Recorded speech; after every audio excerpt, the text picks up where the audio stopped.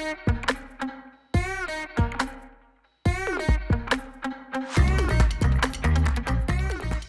you know there are a few simple steps to make the home buying process easier for you? The first is you want to make sure that you're pre-approved. Absolutely, it's super important to meet with your lender, get yourself pre-approved. That way you know exactly how much you qualify for, what your budget is, and you take the time to review that process so you know what to expect at any given time during the pre-shopping period and during the actual loan process when you're in contract. The second thing you want to do is do your homework. Know your target area, the towns and cities you might be interested in, maybe even specific neighborhoods. You want to know your specific needs. Is it very important for you to have a one-level home? Are you looking for something that has an ensuite bathroom? Or are those more just wants and not necessarily needs? And then you also want to be cognizant of your timeline. If you have a lease that's running out, do you have a specific end date where you need to be in a home? Or is your timeline more open-ended? And then lastly, you just want to make sure that you are truly ready to start the process. It can be stressful and you want to make sure that you have set yourself up and you're ready to go. One other thing, when we are looking at houses, we want to make sure that we are as polite as we can be. Sometimes things are not the way you would have designed them, or there may be an odor in the house that the sellers are not able to get rid of. It's not something you want to speak about while you're touring the property. Once we leave, we can discuss any of the pros and cons separately and away from the property. Some tips, some things to know as well on what not to do when you're in the home buying process. So after you've gotten pre-approved and you know your loan details and you know your program and you're out there shopping, you don't want to have your credit re-pulled by multiple people of any kind, whether it's another lender, a different type of account. You don't want to take out any new debts because you were already pre-qualified based on the debts you currently have.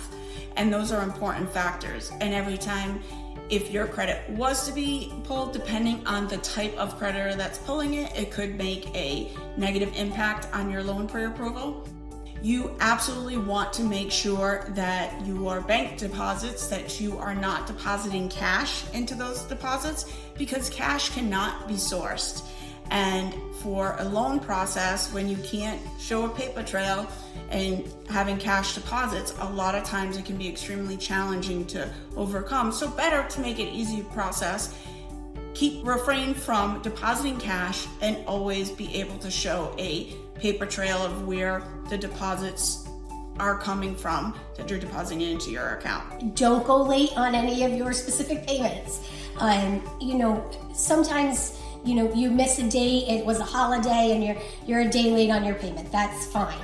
But if you're talking about going over 30 days or missing a whole payment cycle, that is going to affect your credit, and it may affect what the approval process is when you're working with your lender. Right, because it's important to remember that at the time you are actually pre-approved, you are pre-approved based on your current financial situation on that day. If any aspect of that changes, and that includes changing jobs, working less, taking time off, those are all important factors that change your initial pre-approval. So you want to keep everything the same as the day you were pre-qualified.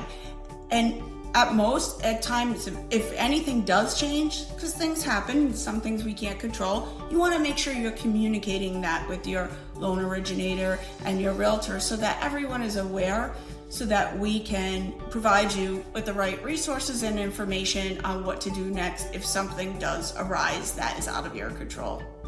Absolutely. I think you touched on for a moment, if you're working less, ideally, while we're going through the process, we would love if you don't change your career or your compensation. Of course, if you get a promotion, that's wonderful. Keep us updated. And if you switch from, say, one teaching profession to into another district, that's not necessarily a big deal. The difference would be if you went from full to part-time work or completely changed the career that you've chosen. If you decided instead to be a car salesman where you're working solely on commission, that's going to be very different than what you were pre-approved for with your weekly pay stubs. So the bottom line is, because there's a 1,000 scenarios that we could describe to you right now, if anything changes from the time of your initial pre-approval, that it's extremely important to communicate that with your loan originator so that they can direct you, give you guidance, and let you know how it may or may not affect your pre-approval or your buying power. So once we have submitted an offer and we are in the home buying process, there are a few things that you should know, even now where there are options for down payment assistance and opportunities where you don't have to bring as much money to the table. There are expenses that you will be expected to pay for before the closing. The first one is called your earnest money deposit. Typically, it's about 1% of the sales price of the home. This is going to go towards your down payment. And should anything happen where you decide through inspections or unfortunately something doesn't work out with your loan, that's a refundable deposit and you will get that money back within 10 business days. The next three are non-refundable and things that you do need to be aware of as they're part of the process. The first one is going to be when you pay for inspections.